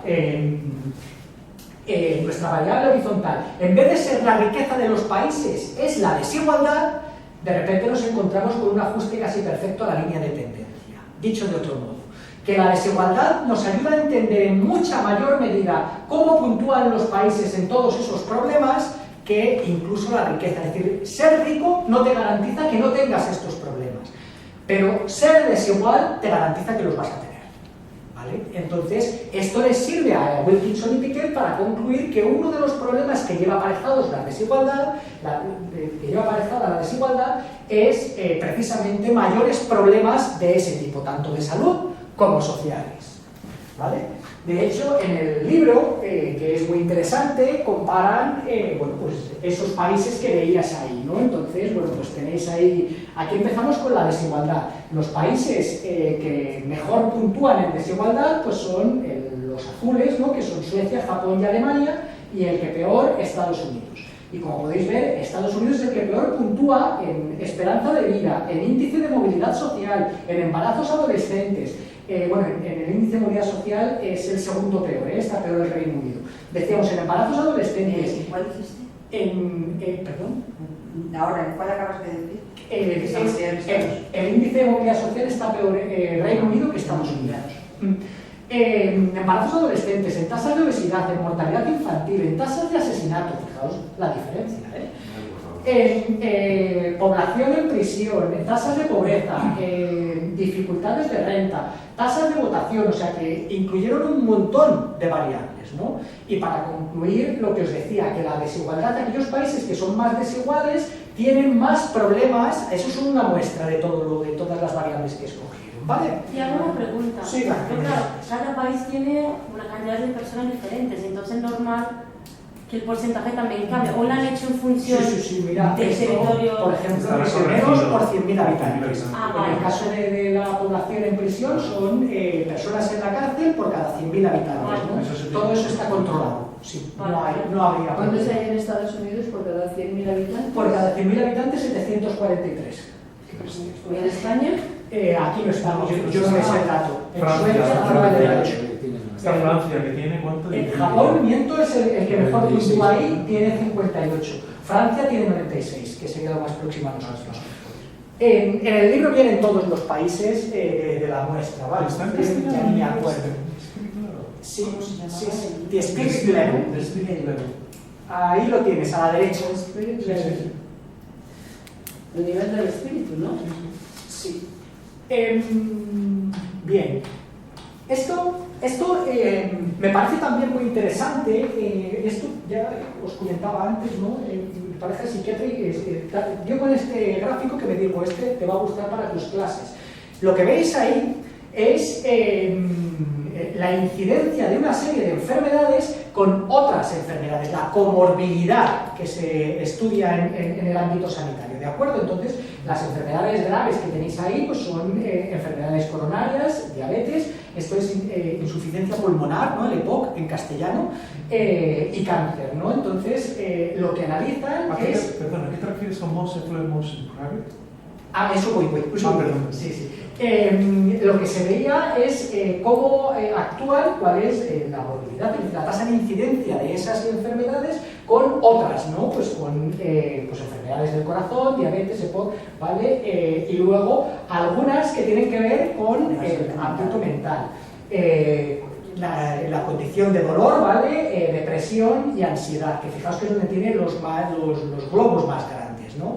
Entonces, el estudio que se publicó en The Lancet en 2012 es muy interesante porque medía la incidencia y la coincidencia entre los más ricos y los más pobres. Esa es la diferencia entre el most affluent y el most deprived. Entonces, fijaos la incidencia la coincidencia, porque es comorbilidad, de los problemas mentales entre la población que menos renta tiene en términos relativos. Esto llevaba de nuevo a hablar de la incidencia de la desigualdad, en este caso en las enfermedades mentales. Es decir, entre los pobres es mucho más probable que una enfermedad coronaria, una enfermedad del corazón, actúe con dolor, ¿vale? O actúe, fijaos, en una diferencia del 32 al 16, es decir, el doble de incidencia, ¿vale? Que una enfermedad coronaria actúe con depresión, etcétera. Entonces, de nuevo, nos encontramos con variables que son de índole económico, pero que actúan sobre cuestiones de ciencias duras, ¿no? Pues como sería, en este caso, medicina. Yo he conocido más ricos con depresión que pobres. Tú has vivido en una sociedad muy buena. Como conclusión. ¿Por qué? Por haber Porque siempre conocido conoces eso. más ricos que pobres. Por eso. Bien, no, yo te digo, ricos. Entiéndeme. Ricos. No estoy hablando de rico. No. Hasta aquí, Entienden bien, simplemente. hasta aquí cuestiones que tienen que ver con lo empírico, ¿no? Con los datos, con la realidad, con ese tipo de análisis. Aquí vamos a pasar un poco a lo teórico. Y me gustaría os traigo de hecho a tres autores, ¿no? El primero, Karl Polanyi, escribe La Gran Transformación en 1944. Los otros dos son de 2020 y son tres lecturas, las tres están en castellano si queréis, muy recomendables, ¿no? El segundo y el tercero tienen en común su crítica a la meritocracia. ¿Tienen el mismo título si lo traduzco al español? Pues ese Pues es está el en en castellano. Lo tienes arriba Ah, en castellano. ¿dónde? La Gran Polanyi, Transformación, La Gran Transformación. La gran transformación. Yo quiero traducir literalmente. Ese es el más duro de los tres, ¿eh? La Gran Transformación es el más duro de los tres. Yo solo hago leer a mis estudiantes, pero no les hago más. Los otros dos se leen muy bien. Se pueden leer por la noche. Transformación de Karl Polanyi. Karl Polanyi, sí. ¿De dónde es este? Hungría, si no recuerdo mal.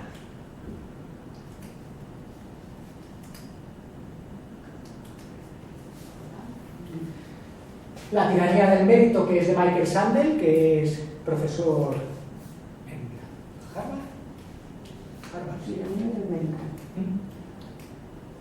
Y César Rendueles, que es investigador en el CSIC. Y empezamos a apuntar esto. Sí, sí, sí.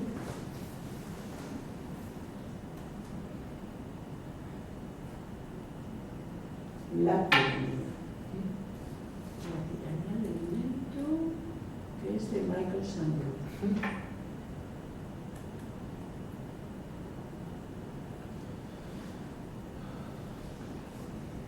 J.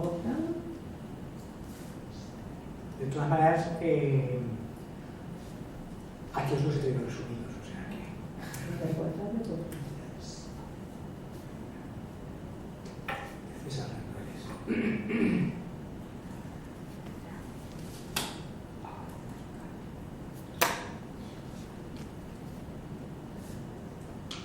¿Vale? Vale. Julia, ¿Qué? que sí vale. Sí, Gracias. gracias a ti. Bien, entonces, estos tres autores lo que me sirven es para acercarme a esa hipótesis explicativa de la que hablábamos al inicio acerca del nexo entre la desigualdad y el ascenso de la extrema derecha, ¿no?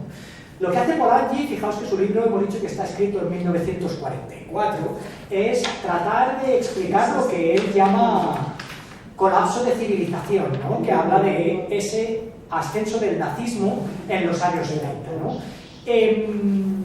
Y él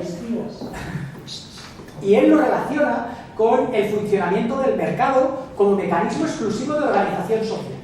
Entonces, él lo que sostiene es que el mercado no surge de manera espontánea, que hay un debate con uno de los grandes autores que defiende el mercado, como es Friedrich von Hayek, que sostenía que lo espontáneo es dejarse llevar por el funcionamiento del mercado a la hora de organizarnos en la sociedad.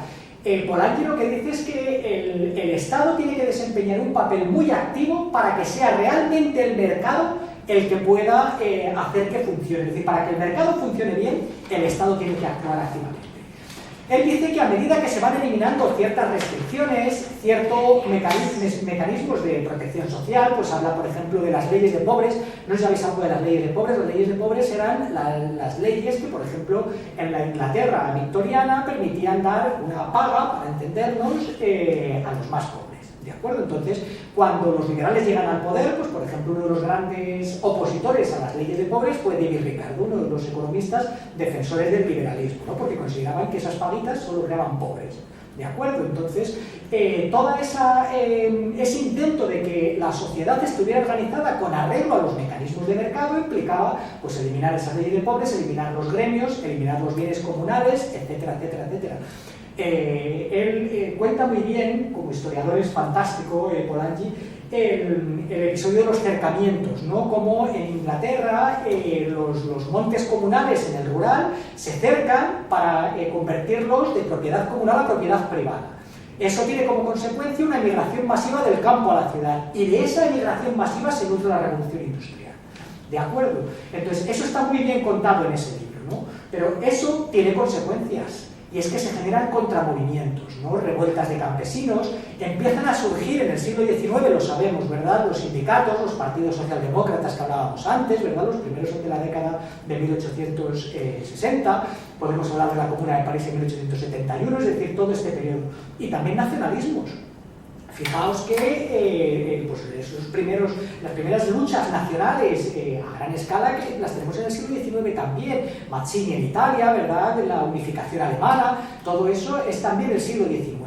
Entonces se reivindica una intervención estatal para tratar de atenuar las consecuencias negativas del mercado, ¿no?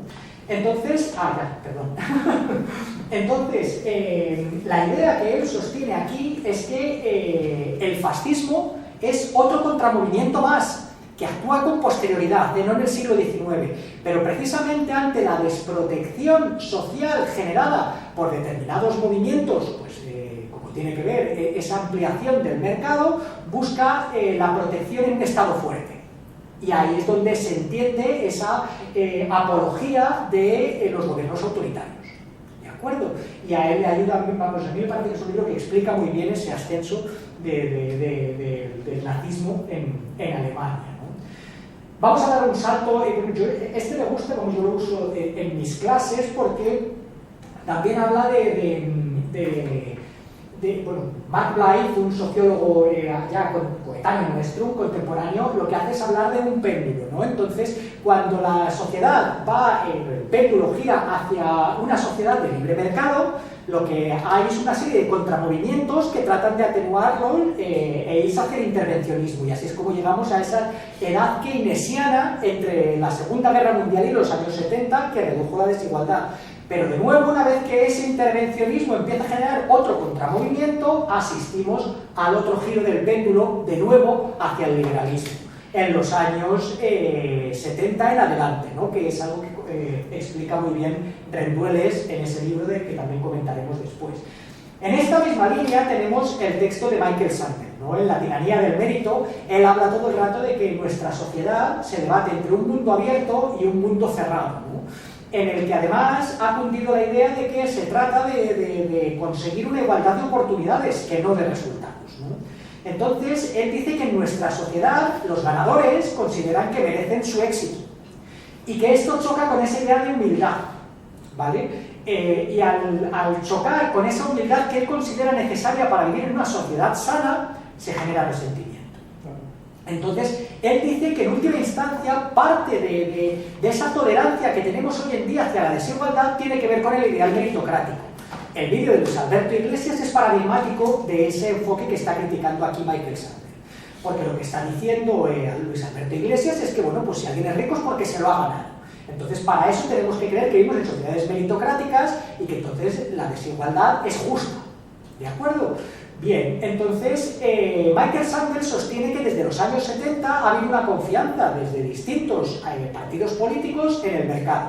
Tanto a la izquierda pone, por ejemplo, al laborismo de Tony Blair, como a la derecha, y pone como ejemplos a Ronald Reagan y Margaret Thatcher, que no se cuestionan la idea de que el mercado puede generar efectos negativos sobre el conjunto de la población. Es más, todos estos líderes políticos se han manifestado a favor de la globalización, con la idea de que la movilidad de los distintos factores productivos a lo largo de todo el mundo ayudaría a que alcanzáramos una sociedad mejor. ¿De acuerdo? Entonces, el punto de partida siempre, o sea, el presupuesto de partida es que el mercado recompensa siempre lo que realmente tiene valor. Entonces, hay que dejarlo funcionar, ¿no? Entonces, Sandel lo que dice es que lo que llamamos bien común se ha evaluado siempre en términos económicos, pero no en términos de solidaridad. Y que para hablar de un proyecto democrático, el habla del proyecto democrático compartido, es necesario replantearlo en términos de solidaridad, ¿vale? De manera que seamos capaces de compensar a quienes han salido perdiendo, ¿no? Entonces, este libro es maravilloso para entender el ascenso de Donald Trump en Estados Unidos. Maravilloso. El apoyo que consigue en los estados del medio oeste, entre los llamados redneck, ¿no? Los trabajadores manuales, mayoritariamente varones, que son de los que se nutre principalmente ese nicho de voto de Trump, ¿no? Entonces, la conclusión a mí me parece muy bonita en el sentido de que él dice que incluso a los que nos va bien, a él le va muy bien, pues como profesor en Harvard, no creo que su sueldo baje de los $200.000 al año. Pero él dice que él es afortunado, no es merecedor. Lo que tiene no es porque se lo merezca, sino porque ha tenido suerte. Que eso no significa que a veces pues también tengas que esforzarte, y seguro que él se ha esforzado, ¿eh? ¿Es el señor del vídeo Sí, segundo? de hecho, este vídeo, que como ya lo tenéis ahí, pues vamos fatal de tiempo, mea culpa, porque es que me tiraría hablando de estos temas todo el mundo. Podríamos hacer 50 horas sobre este tema. Ay, podríamos hablar con la cantidad de preguntas que a mí se me quedan en el tintero. Vete apuntándolas, vete apuntándolas. Yo me chifla. Bueno, pues entonces el próximo día hablaremos de otra cosa y me dices, pero Julia, que hoy no hablamos de esto. No, tú vete apuntando. El vídeo lo omitimos, lo tenéis ahí, y pasamos a Rendueles, ¿de acuerdo? Este es el libro quizá más provocativo de los tres. Claro, el subtítulo ya lo veis ahí, es un panfleto, bueno, ahí no lo veis porque está chiquitito en todo, ¿no? Un panfleto igualitarista, ¿no? El autor es sociólogo, hasta el año pasado era profesor en la Universidad Complutense y ya pasó a ser investigador en el CSIC.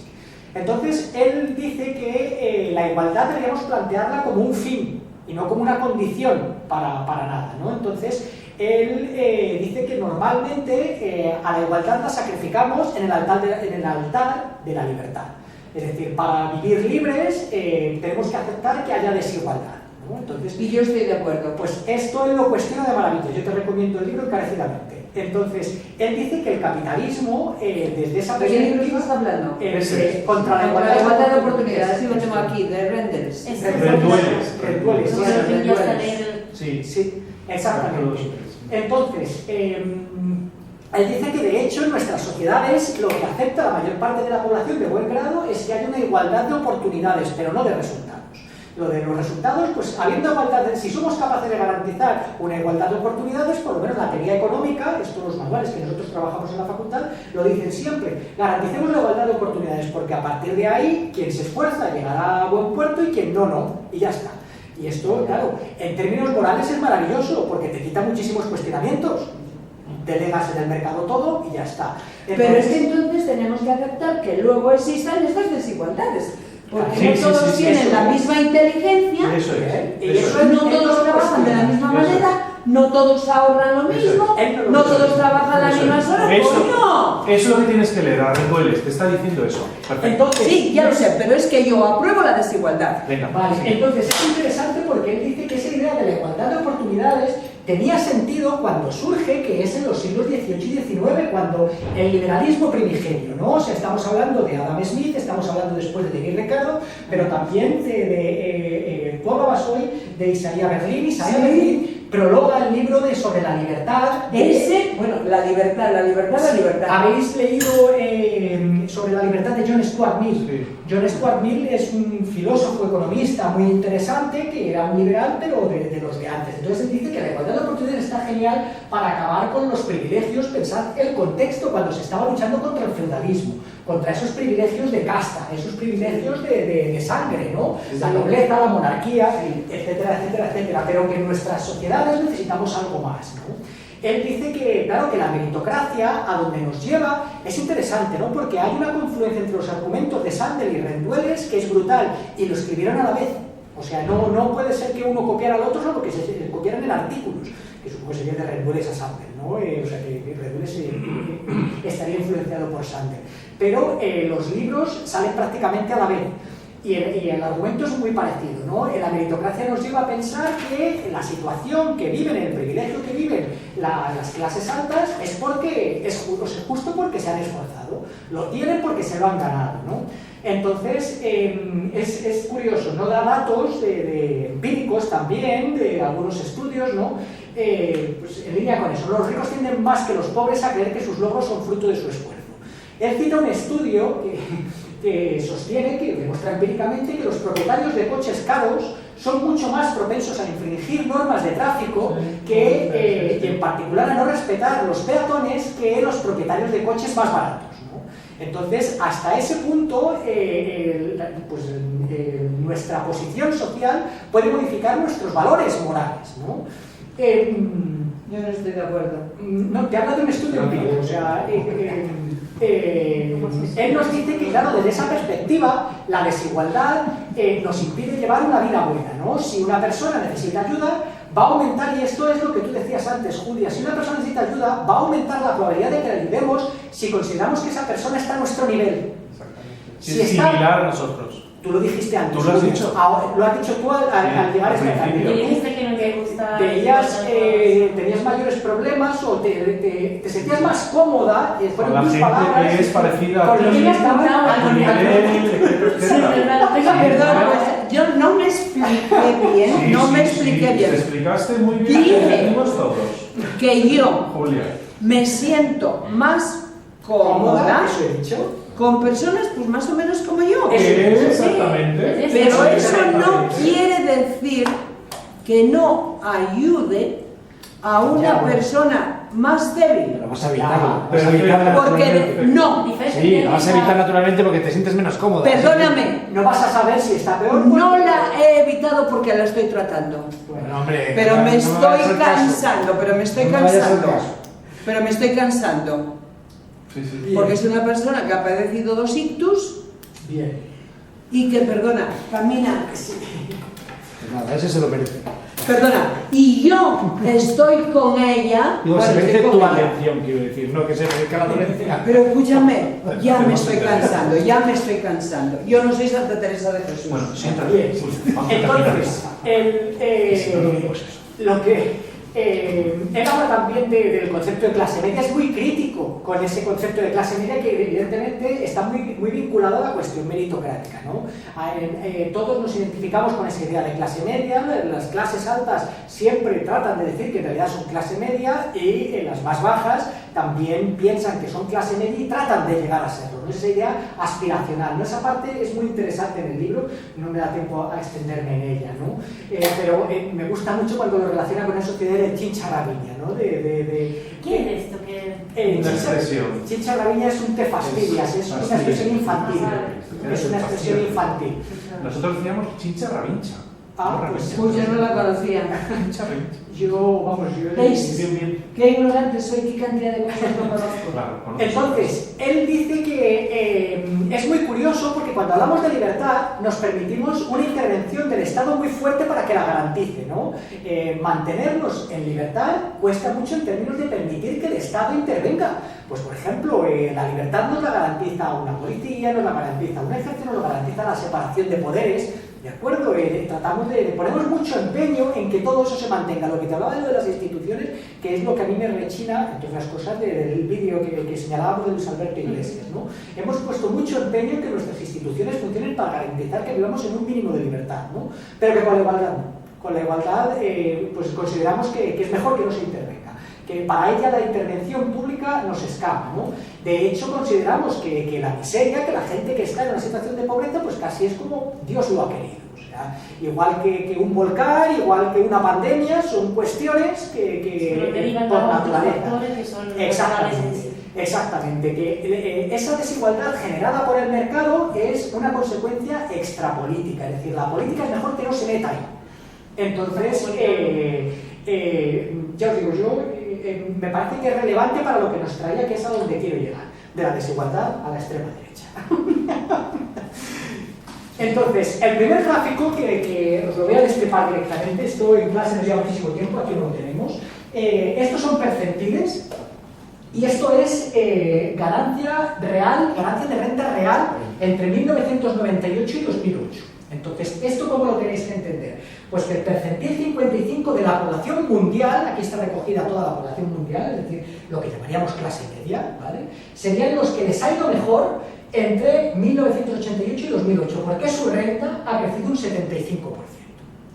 Los segundos a los que les habría ido mejor están en el punto C, ¿vale? Que son los que estamos hablando del 99,99%, o sea, el percentil 0,001% de la población mundial, o sea, los ultrarricos de la población mundial, ¿vale? Que su renta en ese periodo habría crecido un 65%. Y luego tenemos aquí a un percentil, el percentil 80, que habían visto cómo en esos 20 años su renta había permanecido estancada, ¿vale? Este trabajo es de Branko Milanovic, y pues lo que hace es comparar las rentas de todo el mundo, como si fuéramos habitantes de un solo país, y ver cómo se han repartido esas rentas a lo largo de todo el tiempo y cómo han evolucionado en ese periodo, ¿vale? Entonces, esto lo vamos a traducir en franjas de población que os resulten familiares. ¿Quiénes están en el punto A? Es decir, en el percentil 55 de la escala de renta mundial. Pues los que han ido mejorando con la globalización, o sea, individuos de países asiáticos, individuos de China, de Taiwán, de Corea, del sur, del norte, quién sabe. Entonces, eso sería lo que Branko Milanovic llama clase media global, ¿vale? Aquí quienes tenemos lo que Milanovic llama los plutócratas globales, o sea, los más ricos del planeta. La mitad de los que están en ese punto gordo son estadounidenses. Pero también hay algún español, hay chinos, hay rusos, ¿de acuerdo? Pero la mitad son estadounidenses, ¿vale? Y a ellos también les ha ido muy bien, porque lo que hablábamos antes, a esta gente siempre le va bien. Y luego aquí, ¿quién está? Todos los demás. No, bueno, todos los demás, ojo, están, claro, esto es distribución mundial de la renta. Los europeos. Exactamente. Las clases medias y medias bajas de los países de la OCDE, incluyendo Estados Unidos, que han visto cómo su renta se estancaba en ese periodo, ¿vale? Ese es el primer gráfico que me sirve para mi hipótesis explicativa. Aquí hay otro. Este está sacado de un informe de la OCDE de hace 3 años. Esa es la distancia entre la clase media y la clase alta, ¿no? El grueso de los habitantes de la clase media, que lógicamente forma, o sea, es un conjunto mayor de población que la clase alta, tenía una renta, es decir, la renta total de esa clase media era 3,86 veces mayor que la de la clase alta en 1985. Pues bien, en esos 30 años, en esos 30 años ha bajado casi, una vez hemos pasado a 2,83 veces. Es decir, la distancia entre la clase alta y la clase media está aumentando. Esto se ve más pequeño porque, insisto, o sea, las rentas totales de la clase media, claro, tienen que ser mayores que las de la clase alta, por lo que os dije antes, porque la clase media es mucho mayor que la clase alta. Pues esa diferencia antes era mucho mayor que ahora, porque a la clase alta le está yendo mucho mejor que a la clase media. Ese informe de la OCDE habla del ascensor social estropeado, que salió también en nuestra discusión antes, ¿verdad? Bien, aquí tenéis ya un vínculo con lo político. En este mismo estudio de la OCDE, lo que pone pues, con encuestas es el porcentaje de población que considera que su voz cuenta algo a nivel nacional en función de su evolución económica. Entonces, lo que tenemos es que, evidentemente, si la situación económica, los rombos negros, te ha ido mal, consideras que tu voz cuenta menos, ¿vale? Si te ha ido bien, consideras que tu voz cuenta más, ¿vale? Eso sería lo que en principio pensaríamos, ¿no? ¿Qué es lo que podéis ver ahí en cada país? Bueno, pues que el porcentaje de población que considera que su voz no se tiene en cuenta, pues en el caso, por ejemplo, de nuestro país vecino, de Portugal, sería pues el 35%, que piensan que hagan lo que hagan, su voz no va a ser tenida en cuenta en el gobierno. Esto es mucho peor, claro, o bastante peor, si la situación te ha ido mal. Entonces, ¿qué es lo que le sirve este informe a la OCDE? ¿Estos datos para qué le sirven a la OCDE? Para señalar que ese empeoramiento de esa clase media que veíamos en los gráficos anteriores actúa en una desconfianza en el sistema político. ¿De acuerdo? Porque empieza a considerarse menos representada por ese sistema político. ¿De acuerdo? Entonces, claro, esto es lo que podría llevarnos a pensar que entre la extrema derecha nos vamos a encontrar con mucho apoyo electoral entre quienes peor le ha ido, entre las franjas de renta, entre las fracciones de renta más bajas, ¿vale? Bueno, pues aquí tenéis un dato, este está extraído de periódico, con la incidencia del voto, la distribución de los votantes por renta, ¿vale? O el voto según nivel económico. Entonces, lo que es interesante es que Vox tiene más votos de rentas altas. Es decir, la hipótesis que yo os decía antes, que me sonaba plausible con todos esos datos, a saber, que a los que les ha ido mal, a esa clase media, baja, cuya renta se ha estancado en los últimos años, son el nicho perfecto de apoyo para el voto de la extrema derecha en Europa. Si cogemos el ejemplo de España, no es exactamente así. Es que precisamente ayer lo dijeron, que si el PSOE subía y Vox bajaba un montón. Porque, perdona, sigue, para ver, explica eso. Pues justo para mí esto, como cuestionaba la hipótesis, era un dilema intelectual serio, así que me he puesto a buscar literatura científica sobre esto. Este artículo es del año pasado, ¿vale? Publicado en el Journal of European Public Policy, no tenéis por qué traducirlo, no os preocupéis, es Engler y Beistammer 2021, pero sus conclusiones en castellano son esas. Primera, el apoyo creciente a la extrema derecha está creciendo entre los más ricos, o sea, algo que cuadra con lo que habíamos visto de los datos para España, los datos demoscópicos de España. Segundo, esto estaría relacionado con el declive social, pero ¿por qué? Porque se está rechazando a los migrantes y se está criticando a la globalización para preservar el estatus social de los que les ha ido bien. Claro. De los que les ha ido bien, que esto ha salido en nuestra discusión también antes. A mí este artículo me pareció fascinante. También es un artículo empírico. Este os lo puedo pasar si queréis, si tenéis curiosidad. ¿Vale? Sin embargo, entre los votantes más pobres esto no estaría tan extendido, ¿no? Este estudio está hecho a nivel de Europa y entre los votantes más pobres ese ascenso de la extrema derecha no estaría tan extendido. lo cual me resultaba antiintuitivo, ¿no? Buscando esta literatura científica me encontré también, no sé si puedo pasar ya a quienes estéis tomando nota. Sí, pasa. Vale, con otra posible explicación. Por eso decía yo que más que conclusiones yo os traigo hipótesis. Este es un artículo un poco anterior al European Economic Review que sostenía que dos ideas fundamentales, ¿no? Primero, que la incertidumbre beneficia sobre todo a la extrema derecha, hay evidencia empírica de que esto es así. Cuando hay incertidumbre, sobre todo debido a las crisis financieras, asciende el apoyo a la extrema derecha. Esto ha sido así en toda Europa. Además, es un trabajo que podéis ver, va desde 1870 a 2014, ¿de acuerdo? O sea que es un rango amplio, ¿no? Y además, la extrema derecha en su discurso culpa a las minorías o a los extranjeros. Y para evitar tanta literatura científica, me parece que esto sintetiza muy bien esa idea. ¿Vale? Significa, ten cuidado, colega, ese extranjero quiere tu galleta. ¿Vale? Yo creo que sintetiza muy bien la idea de ese último trabajo. ¿Vale? Bien, pero es evidente que, aunque yo esté especializado en cuestiones de desigualdad, no es la única variable que deberíamos tener, desigualdad de la renta, no es la única variable que tendríamos que tener en cuenta. En el mismo informe de la OCDE habla de las distintas perspectivas de ascenso social que tienen las generaciones, ¿no? Entonces, lo que tenéis ahí es que la probabilidad de pertenecer a la clase media es menor entre las generaciones actuales que entre las generaciones pasadas. ¿Vale? Es bastante menor, ¿no? La probabilidad de ser clase media de un boomer es del 68% y de un millennial es de un 60%, ¿de acuerdo? Pero es que si ese millennial es español es del 50%, ¿no?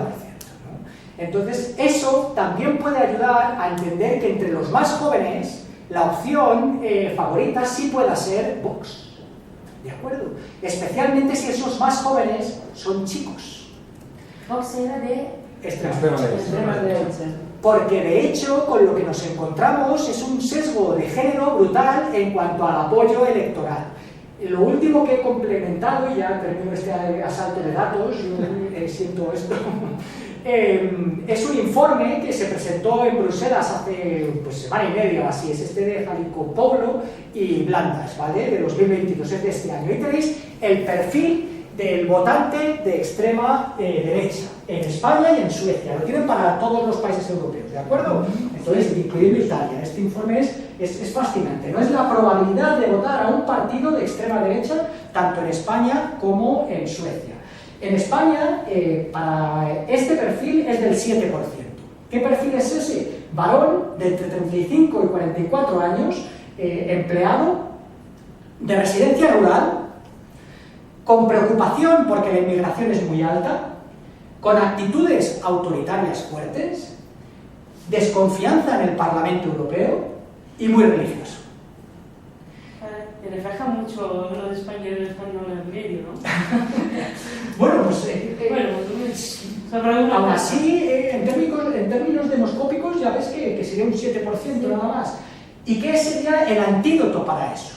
Mujer mayor de 65 años, que pertenezca al grupo de renta más bajo, más pobre, ¿de acuerdo? Profesional de residencia urbana, con poca preocupación por la inmigración, con actitudes de autoritarismo bajo, con confianza en el Parlamento Europeo y no religiosa.